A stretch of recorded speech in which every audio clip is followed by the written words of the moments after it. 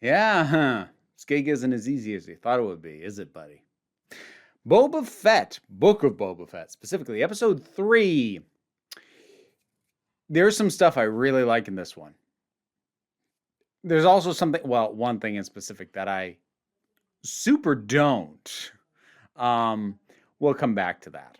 But what do we start with? Well, we're continuing to see that this is a fairly complicated structure with the syndicates, the crime lords, who is paid off by who is expected to help who.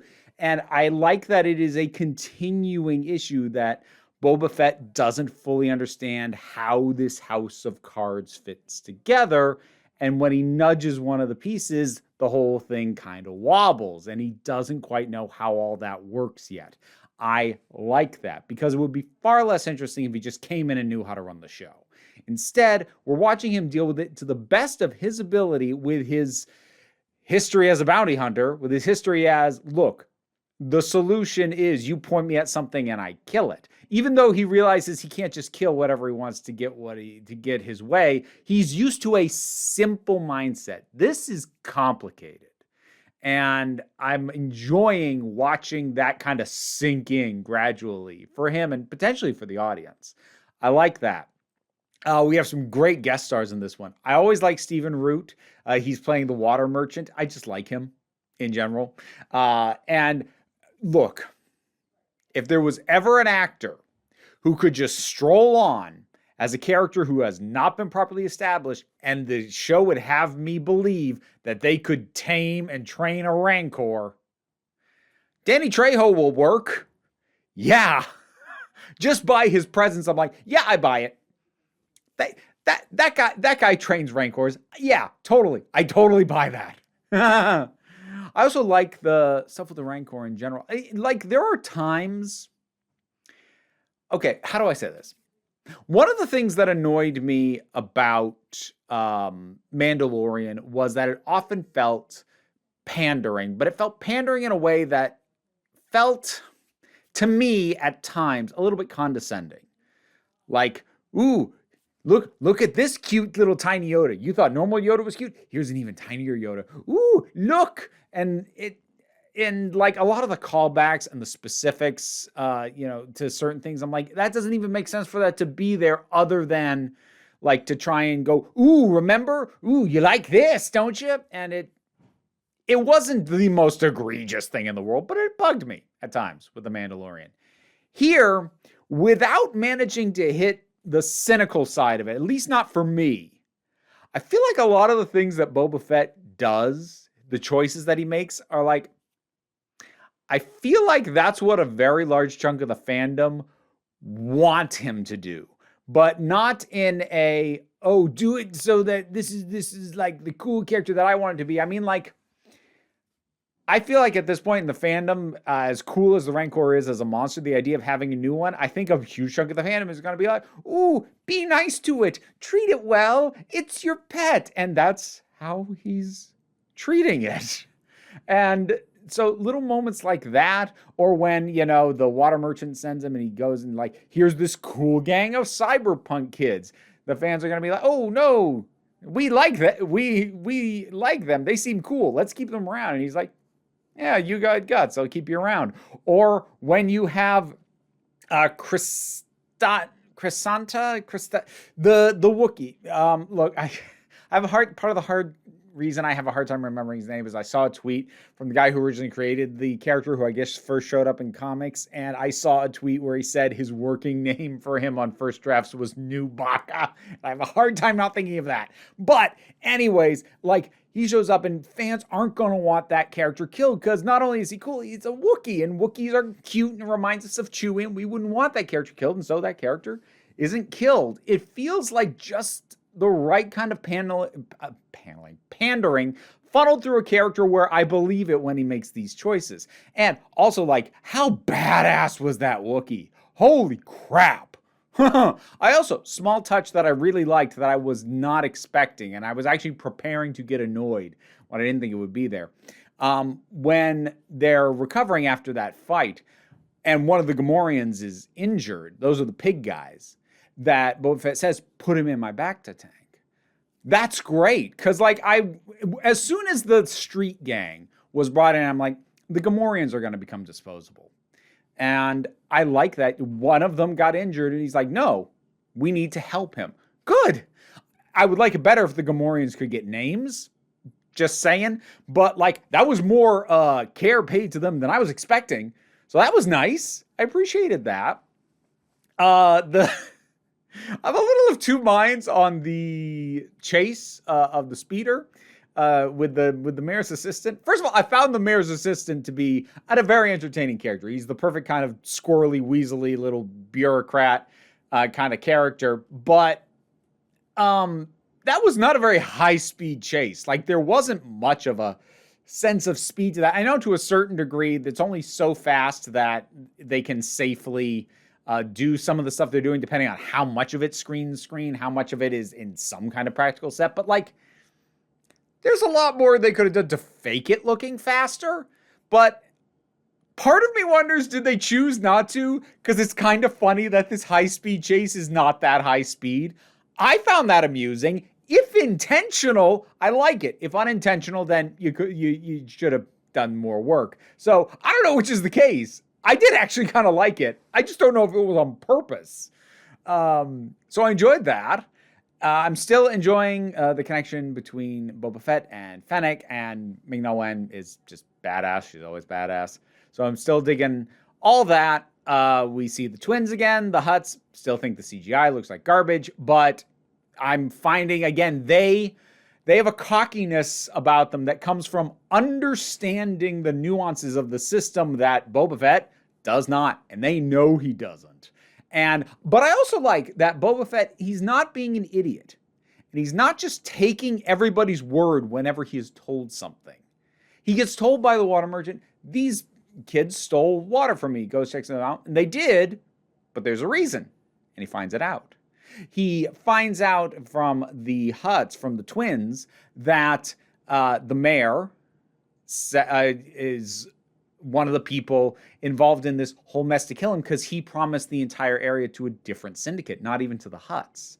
And while this does turn out to be true, I'd like that Boba Fett wasn't immediately like, oh, we got to deal with this. He's like, let's look into this. And he even flat out says that the Hutts are going to benefit from their enemies fighting each other. So he's going to look into that before he acts on it. He's confirming things, which I appreciate, because one of the really stupid things, and it shows up in all kinds of shows or all kinds of movies, is when characters act on just the word of somebody that they have no business trusting. And that drives me crazy. So he's not doing that, which is great. So you're hearing a lot of compliments out of me on this. But I did say there was one thing that ticked me off. So, the Tuskens.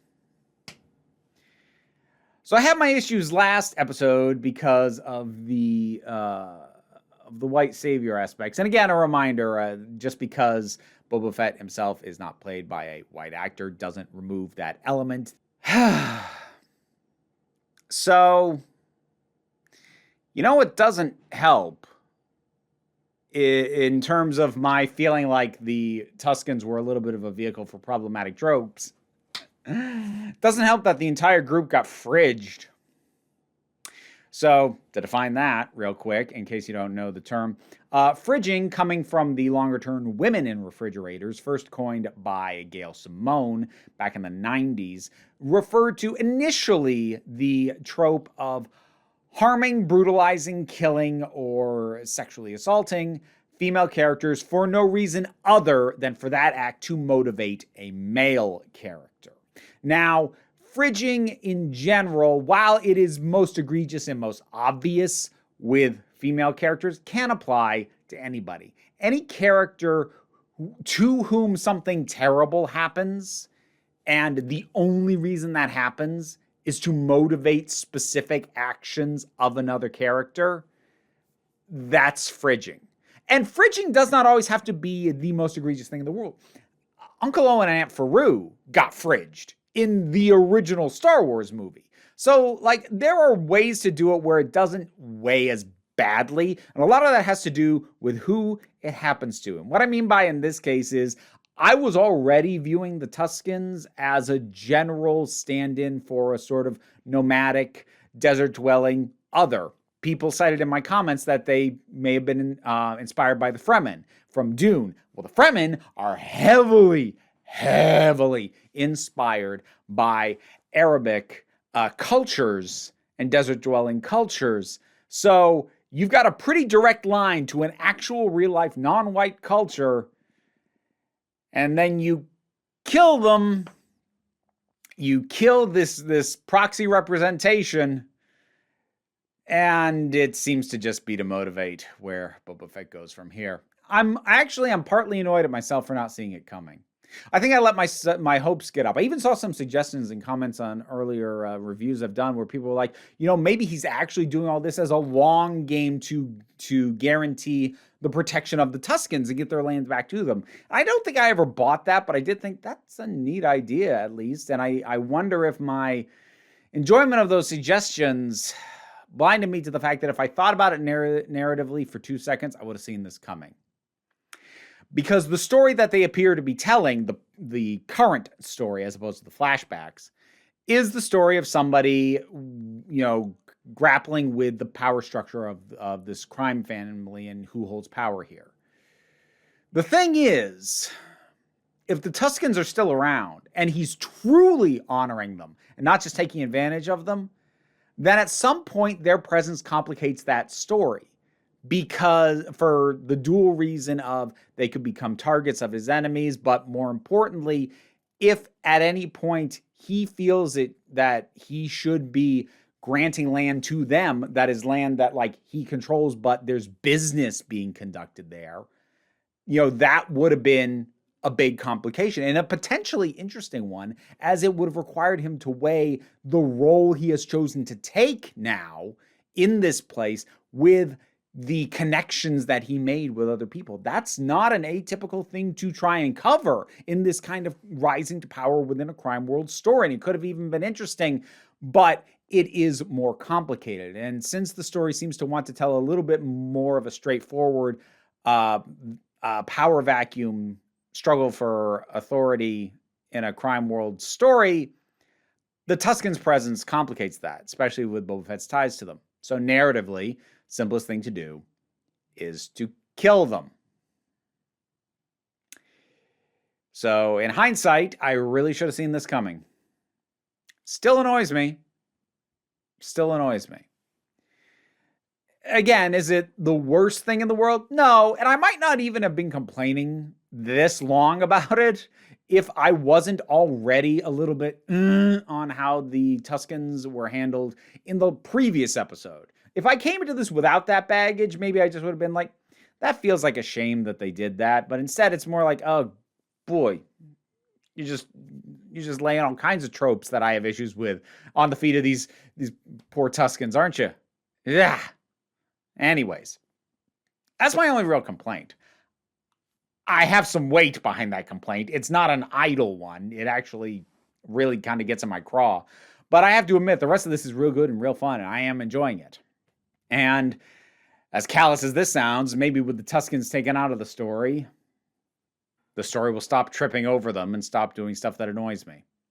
From a completely pragmatic standpoint, if they're not around anymore, then the depiction of them can't tick me off. That's cold and logically true, but that's a terrible solution to the problem.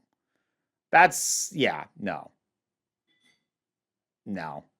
Like I can appreciate the fact that their use and treatment won't bother me in future episodes, but the way in which that was removed from the story is still going to be a problem.